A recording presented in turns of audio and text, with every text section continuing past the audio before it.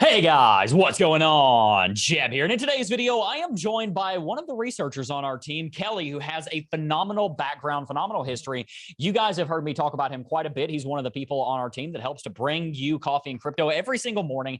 And he and I are going to be talking about a lot of different things. Today, we're going to be discussing long-term end of bull market price predictions on Bitcoin and Ethereum. We're going to be talking about how we came to those conclusions on where we think the market is going to go. We're also going to talk a little bit about portfolio management and more. We got a great show lined up for you today, and I cannot wait to dive into it. Kelly, how are you doing, my friend? Man, I'm doing excellent. Thank you so much for having me on. And the number one thing I want to say is, especially, being a long time viewer of your channel, all the way back from I would guess that I think you were somewhere around 2,000 or 3,000 followers.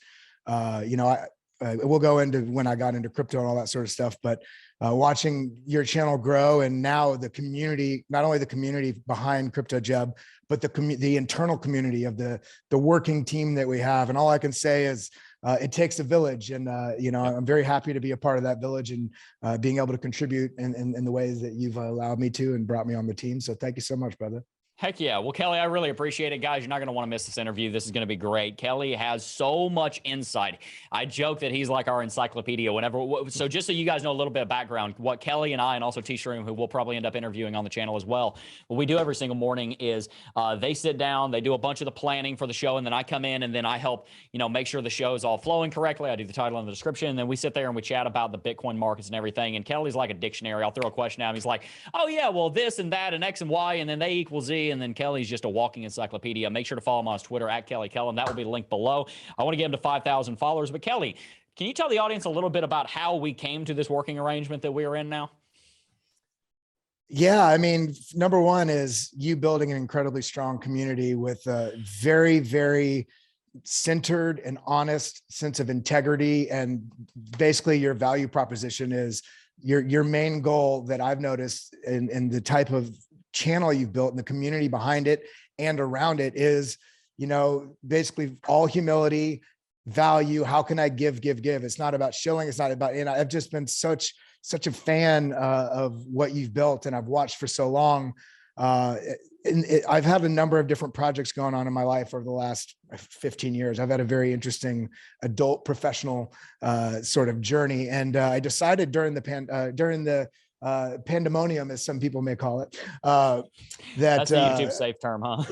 Yeah, it's the panorama, as Wendy O calls it. Oh yeah.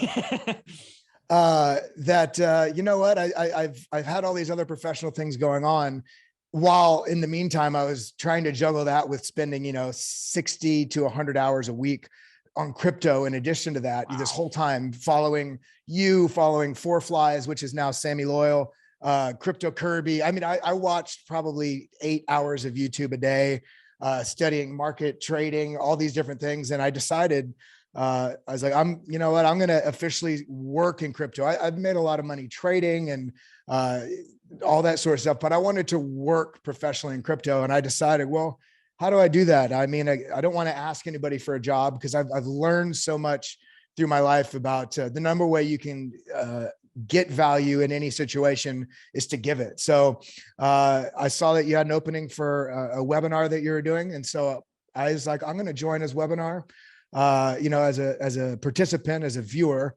And I think that's going to be my easiest way to make a direct connection meeting. It's just kind of, I don't want to say the universe was on my side, but it just so happened in that webinar that you're bringing people up to speak during the webinar. And I was the first one you brought up, and there was some glitch on the back end of y'all's sort of program. And I ended up basically having to take the reins for, 5 or 8 minutes. And we made contact, and I basically joined at 37 years old.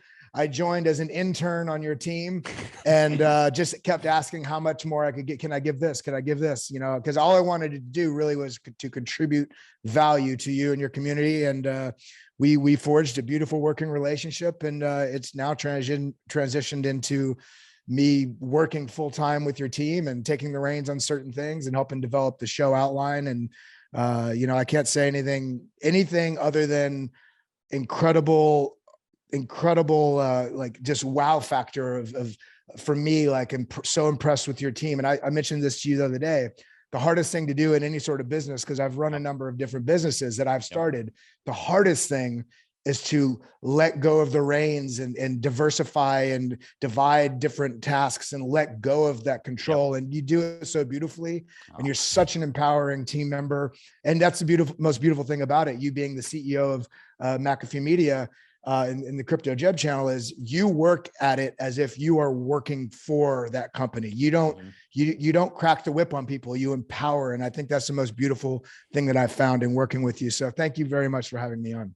Well, I appreciate it, Kelly. And for all of you guys who have noticed an increase in the production quality of Coffee and Crypto over the last 3 months, a lot of that is directly attributable to Kelly, because I got to be honest with you, being the CEO of the channel and of the company, for those of you guys who don't know, we have 16 people on staff. There's a lot that goes on behind the scenes other than just sitting down and recording videos nowadays.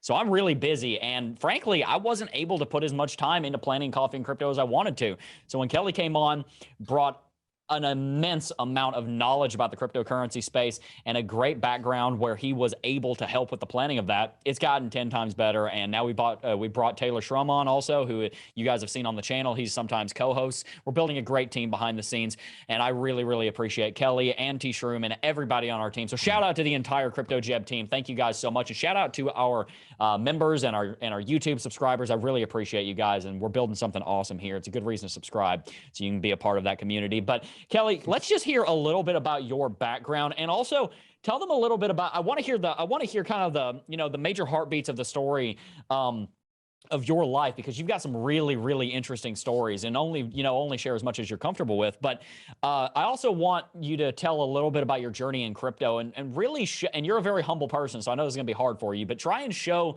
the audience why they should listen to you and why they should pay attention to what you are saying as we're about to go into these topics of price action and portfolio management, because I want to make sure that people understand the why they should listen to you before we even dive into all that. So can we hear a little bit about that journey? Oh, absolutely.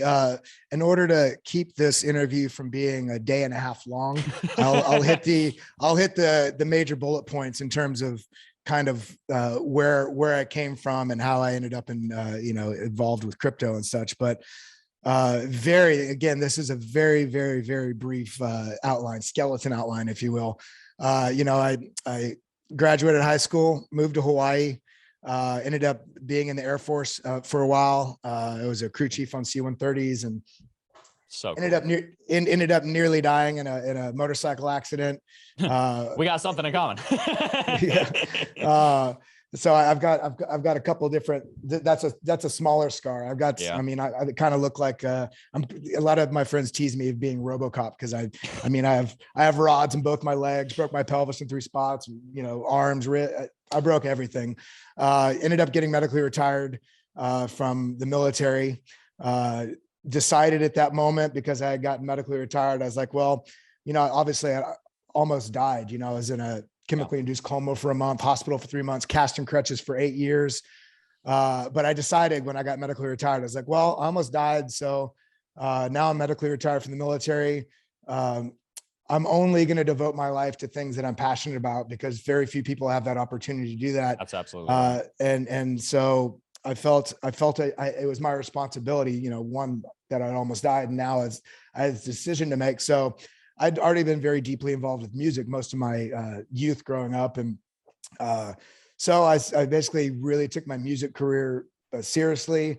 Very shortly after, ended up getting signed to an indie record label out in Las Vegas, started touring for several years as a singer-songwriter, ended up writing a couple online products about networking and meeting and connection and all this sort of stuff. That project got bought by a company in New York, got moved to New York. Music career took a sort of backseat for a little bit. Left that project, went back to school at Columbia University. At the same time, started DJing professionally. So started basically touring around doing that. After several years, that basically moved me out to Thailand as a music director for W Hotels in Southeast Asia, and was doing that. Nearly died again in a second scooter accident. Ended up in the hospital in Bangkok for a month, back home in Houston for about 6-7 months. Basically initially just, confined to a bed, and then finally wheelchair, and then, up and about, up and at 'em again, and moved back to New York. This is 2016. And at that point, you know, I was, I guess 31, 32. And I, you know, had this sort of huge sort of contemplation on life and what I was doing and what I wanted to be involved with. And about that time, I basically heard and I can't go into the full story here. I heard the craziest story of my life of a friend who I felt like won the lottery, and basically found out this incredible story of his and how he got involved with Bitcoin and all this. And so I started looking deeply into it. And I was so impressed. And, you know, at that point in my life, my risk matrix was very loose, you know, being young enough that it's not like I had a bunch of money in the bank that I was risking all this. I had basically had no savings, no nothing, but I got an incredible job with I basically started this audio company and was working here in New York, and I was making decent money. And I decided to put 50% of everything I made into crypto. Really took the plunge. And I have to say, I was very lucky because I mean, I had no idea about market cycles or anything. It just so happened that when I got in, I luckily got in basically right now it would be for this cycle, it would have been the equivalent of getting in like January of 2020, where, you know, you basically, that was kind of the start of this parabolic run, Right. Up through 2020. And then same thing back in 2016 when I got in, and everything went up. And I, you know, this is a misconception I want anybody that's got in the last 6 months or year really to understand. I thought that I was this god at trading because I didn't realize I had gotten in a point in the We got cycle. 7 charts up on your screen behind you. You must be. Come on. Well, you know what it is. It's, You got I mean, the classic trader desk. This is a difference now. Now I'm fully in tune with every single thing that I'm involved with, every project. You know, I spend a lot of many hours trading. Back then, though, I was buying and basically buying projects, thinking I was a god buying these projects because it was literally just up and to the right for everything. And back then, everything was Bitcoin, Yep. Litecoin, and Ethereum. You know, Yep. I remember. and so then, you know, what happens is, you know, I got really into trading. And the way I got into trading, large in part, had to do with your channel. And once that got into 2017, 2018, I really started learning about TA. And there was a bunch of other stuff and this is one of the things people need to realize. There's so much resources online, a lot of free resources, but then you really get what you pay for, because then there's a lot of incredible resources like your CT2A or other programs like that, where it really goes into depths on everything from definitions of things, understanding the market sentiment, you know, psychology behind things, all these things, because not one of these things is what gives you the edge. It's understanding all of these different things, right, and how you tie them together and get full confirmation on multiple different avenues, from news to Twitter sentiment, all the things. So I started trading and I got really good at trading. And then this is why I won't say this is why you should listen to me, but I basically paid my tuition in crypto. I got really good at trading. And this is the disclaimer, the misnomer I think a lot of people don't realize. I thought I was really good at trading because I was like, I'd be like 85 out of 90 trades positive. Well, to be really good at anything, you need to put in your 10,000 hours. So if you've done 100 trades and you're up, you know, 75 or 85% of those trades are good, that's nothing. You have to wait till you do 1,000 trades or 5,000 trades, right? So I thought I was really good at trading. And then I learned about this thing that was very attractive to me called leverage trading.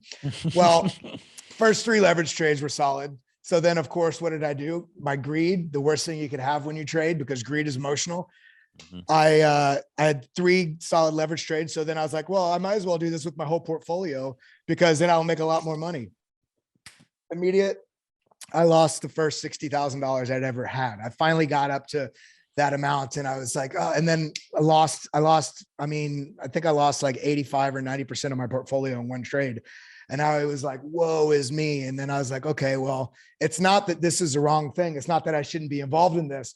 I just need to understand that trading on spot is very different from trading on leverage. Your risk management has to change entirely when you trade on leverage. That's absolute. And that's great. I want you to keep going, but I want to interrupt you real quick on that, because a lot of people, they fail on a trade, or they fail in a business, or they fail in a venture or a relationship. And they say, oh, well, the game's broken. maybe you just need to practice it a little Your more because process. exactly. You need to work on your process. It's not that this doesn't work. If it's working for hundreds of thousands of other people, it does work. What needs work is maybe you. So I think that's awesome that you have that mentality of like, hey, this works. I just need to, develop my Get back on process the a little bit. horse. Yeah, exactly. Get back on the horse and figure out, okay, what was I doing? Was I not holding on to the saddle correctly? Were my heels up? Were my heels down? So, I mean, that's what I went back to my original thing that initially built up my portfolio, which was DCAing. And I just DCA'd for another year. I did some intermittent trading, not on leverage, but I did some very intermittent trading where I was like 100% sure because there was 11 different confirmations and it was like major, almost long-term swing trades. It wasn't just day traded, trying to catch these little things. And I basically built up my portfolio again. And it really taught me, the number one thing, especially with leverage is, when you're trading and you say you have your stop loss set at like a 1% stop loss, or you're doing your risk reward signals that you can do through TradingView, and you have a 1 to 3 or whatever. Well, that's not relevant if you're on leverage, because if you're trading on 20x leverage, for instance, 1% is 20%. So you're basically getting liquidated at a 1% drop. So that means you have to divide that by 20 and do super, super tight stop loss.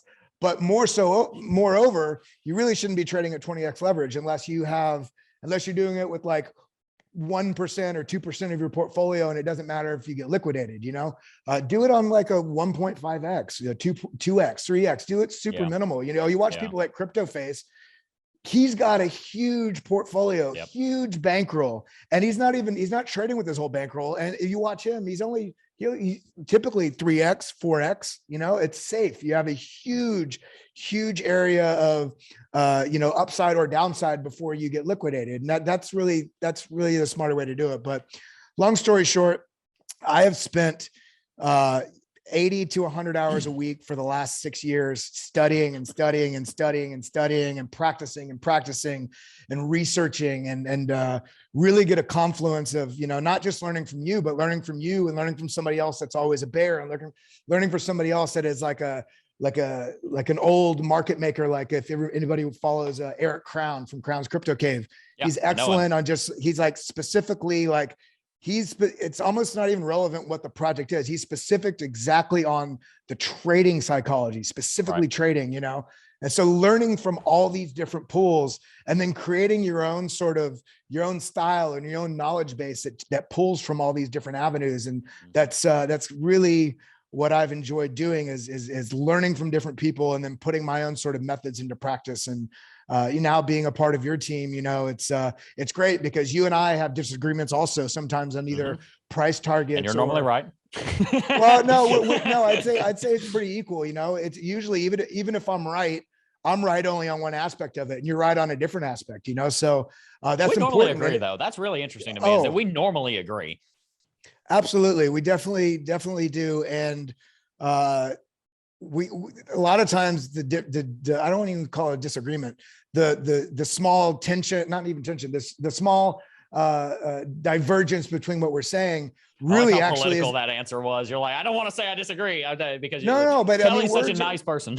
Words are specific, people should take more words care about the important. words they're using. I completely agree, because they can the one change in a sentence could really change the entire sentiment and intention of it. So absolutely. But like with our disagreement or divergence between what we're looking at, if we really dissect what that difference could be, it really just happens to be because the way my mind works and all the information I've brought in gives me a lens that I might be focusing on this one aspect and not ignoring, but maybe not even seeing this other aspect, and with you. So it's like, it's nice to have these conversations we have in the morning, because every morning I learn something new, and every morning, you learn something new, and with Taylor Shroom, Taylor brings out a lot of great stuff too. I love working with him in the morning on putting the show together, but I'm just excited about all this, man. I know. No, I know. Well, Taylor, Kelly, let's talk a little bit about long-term price, because I know that's something that people really want to hear about. We've laid a solid foundation now.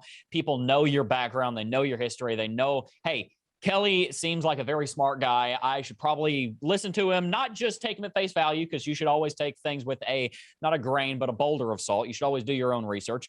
But Kelly, I want to ask you two questions. Number one, where do you think Bitcoin will end up by the end of this bull market and why? And two, where do you think Ethereum will end up by the end of this bull market and why? Well, I think first, I'll clarify and this again is just my sort of pulled together sort of speculation about where I see the potential end of the bull market would be. And I think, and this could vary, it could be vary by 6 weeks or 3 months, because the market is so unpredictable, especially as every 6 months, the entire fundamental sort of landscape of the crypto market is dramatically different than it was 6 months before, let alone this market cycle versus last market cycle. That could be from institutional players coming in, big money, general world awareness. But I would say that I suspect or project that the end of the bull top would be somewhere between the middle of February and the beginning of April. So let's say February 15th to March 30th. And you've given me a lot of different reasons why you believe that time period is going to take place. And even before we started talking about it, I agreed with you. I thought that we were going to see the end of the bull market sometime in the first half of next year. I've been saying that for several months. Why do you believe that? Because you've shown me several of the reasons, with the spiral chart is one of them and a few other things. Yeah, I think I was about to say Taproot. That's just because of Taproot. It's no, there. I think the rational root is the chart analysts that put it out. It's a spiral chart but it has more to do with one. I don't necessarily think we have lengthening cycles per se in terms of we're going to have like a never-ending bull market. But the truth is, we've been in a bull market since the inception of Bitcoin. If you zoom out and look at the entire chart, we've had a massive bull market with small corrections along the way. Mm-hmm. In the midst of it, it feels like the end of the world when we drop 85%. But if you scroll out and look at the entire trajectory of the entire Bitcoin chart or Ethereum, it's up and to the right with dips along the way. Now, I think that you have somebody like BitBoy who, and I'm not going to confront this with saying like I fully disagree with him, because I don't know all the things he hears and all his contacts and his sources. But this is why it's so good to watch not only Crypto Jebb, but BitBoy, or watch 3 or 4 or 5 different opinions, so Absolutely. you get a broader view. And I suspect that this is going to go through February or March to April, kind of based on historical patterns from the 2013, 2014 cycle, 2017 cycle, but also because there's more money coming in, there's more anchors within the market.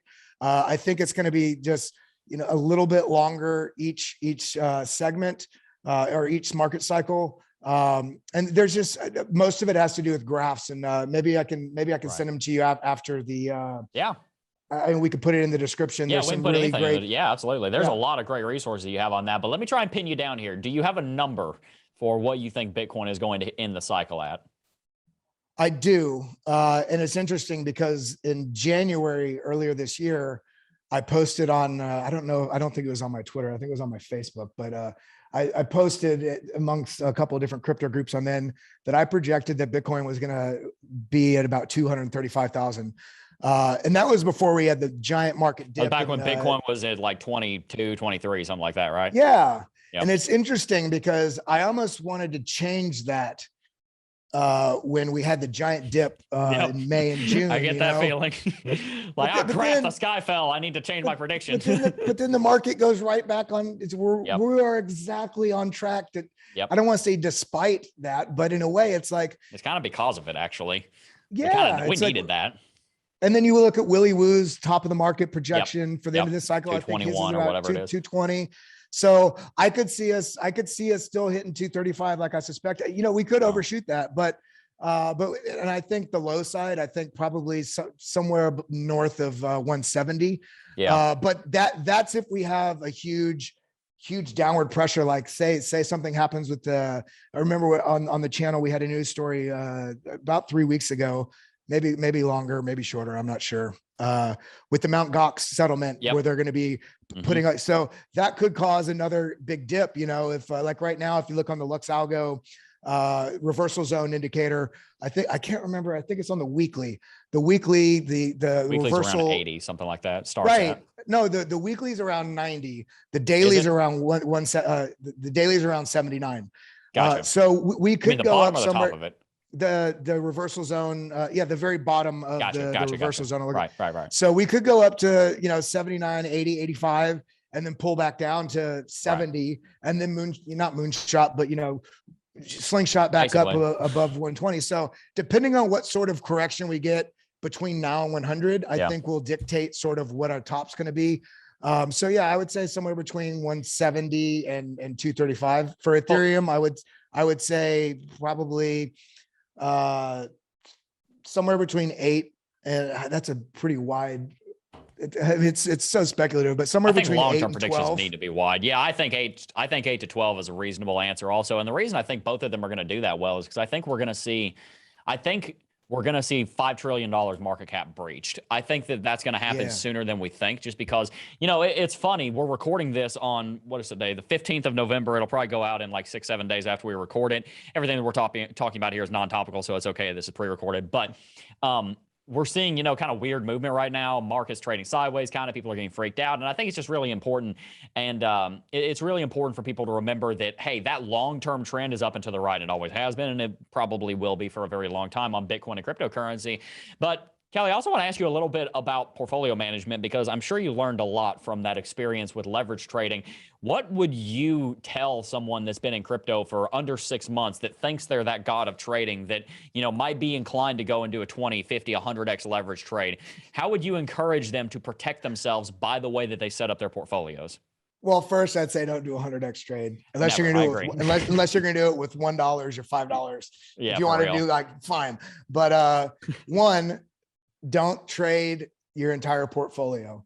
2, your portfolio should be, and to each person is different. Now I understand if say your portfolio is $1,000, it might be more difficult to have, a wider selection of coins within that. But if you've got 20,000 or more in your portfolio, it's even at 1,000, I think you should have at least 3 coins.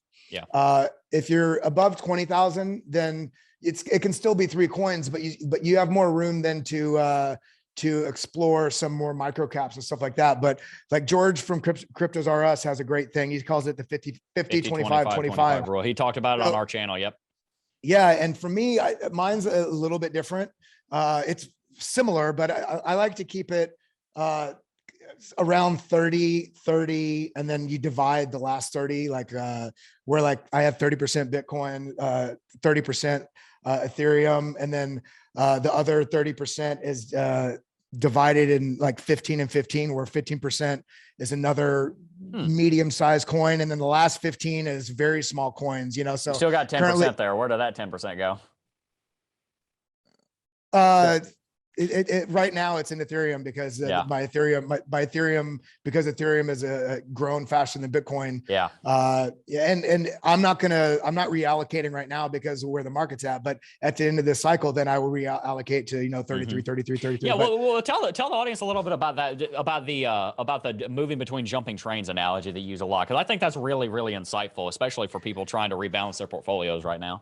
Well, it's so hard not to jump on something when you see it moonshotting. Yep. But the number one thing I've learned through all this is you pick your horses and you stick with those horses. Okay. You pick the train you're on, you stick with that train. So right now there are about, I'll have to look at it, but it's probably about 13 projects that I have on a list that I want to be part of so bad right now. But the number one thing we can remember is that there's all these things that happen in market cycles. So my horses, my trains are picked right now, but I have a plan that where I find the top of the cycle, or I suspect we're nearing it, using like the CBBI or a number of other metrics that I use, from the Puel multiple to the MVRV, all these, the MVT. There's ways that I kind of look at it, the pi cycle, on-chain metrics.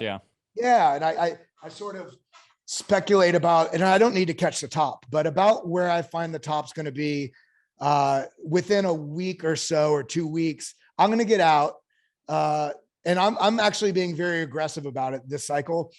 I'm going to be very aggressive about it. I'm pulling out probably about 80% of my entire portfolio, moving into stable coins. I'm not going to put it back into cash because then I'm going to have access to it. I'm going to feel like I need to buy this guitar. So I'm not going to, I don't allow myself access. I've been living on peanut butter and jelly, not quite, but I've been living very frugally this last year, even though I've got a very decent, very healthy portfolio, because I feel like any dollar I take out of my portfolio, I feel like I'm stealing $10,000 for myself. No, so I'm moving everything out, 80, 85%, put it into stable coins. And then my target is probably sometime around mid-fall next year. I'm going to start DCAing back in, and I'm going to re-look at all these coins I have on the list right now. Like Luna, I really wish I was involved with Luna right now, but I'm not going to jump between moving trains. There's a number of others, but the other thing is I have some coins that are smaller that I'm not going to pull out, like, ADAX, which is a new DEX on Cardano, Saber, which is a DeFi play on Solana, Sunny Aggregator, DeFi play on Solana. But because with those smaller super micro caps, you might, I got a few people I know, I don't want to say I got them in, but have a moon bag. And these coins, you'll be looking at everything shooting up. And Cardano is a great case in point on this. Cardano was so flat for so long, and somehow they maintained the hype through all that. And then finally, all the people that were patient and didn't jump between moving trains, all of a sudden they went from holding a 6-cent Cardano, having 100,000 of them with very little money, and all of a sudden it goes up to $2. It's like, you have to be patient. So some of these projects right now that are new, that you feel like aren't running, those projects, you have to understand, are picks for the next bull cycle. So you just have to let them marinate. You have to be patient. And some of the micro caps, they might go to absolute nothing. But that's why like with my micro cap picks, it's a smaller percentage of my portfolio. I'd say probably about 5 or 8%. And I have 3 or 4 or 5 different super micro caps. If 1 or 2 of them don't work out, that's fine, because the ones that do work out, it's going to be similar to like, it's going to 100x, 1000x, whatever. And so that's why you have the broad portfolio. And don't worry about if you're in Bitcoin and Bitcoin's running, you're like, after it's running, should I move my Ethereum into it? No, because the second you do, then Bitcoin goes stale and Ethereum moonshot. So pick your horses and stick with it, and have a broad. And the other thing is, make sure you have broad exposure to the market. So Bitcoin is a store of value coin. You have Ethereum, which is smart contract, DeFi sort of space, but then maybe have 1 or 2 other, Cardano, Solana, or Cardano, AVAX. I love AVAX. I love AVAX. Yeah. And then you hit another sector of the market, gaming, metaverse. That's a huge section of the market. That way you're not buying a bunch of competing projects that are competing for the same, the same sort of funding and market share. So it's very good to have a broad portfolio. Well, good. Well, Kelly, we got to wrap it out here in a second, but one of the things I love to ask all of our guests, and by the way, that was phenomenal. Tell us in the comment section down below if you'd like to see more of Kelly on the channel. Dude is an absolute rock star. In his previous life, he was a literal rock star. So tell us in the comments if you would like to see more of him, and make sure to follow him at Kelly Kellam on Twitter. He's posting a lot over there, like 24 times a day. It's crazy. He's got a lot of great sources for you guys. But Kelly, the final question I like to ask everybody when I do these interviews is a very simple one. For the person that's been in cryptocurrency for under 6 months, they've been here for a month, 2 months, 4 months. What is your biggest piece of non-financial advice that you can give them based on your experience? I gotta borrow from you. Jebb. The number one piece of advice is invest in yourself. The number one piece of advice is to learn more, no matter how much you think you know, and also don't be super attached to a project. Be attached to the fundamentals of it. And the last thing, if you would, before we go off stream, pull up my Twitter and show them that tweet that I did today with that, because it speaks to, when in doubt, zoom out. So right now you're worried about the dip. Well, you look at the 2017, 2013 cycles. We are exactly on a similar trajectory, and we have so much more upside.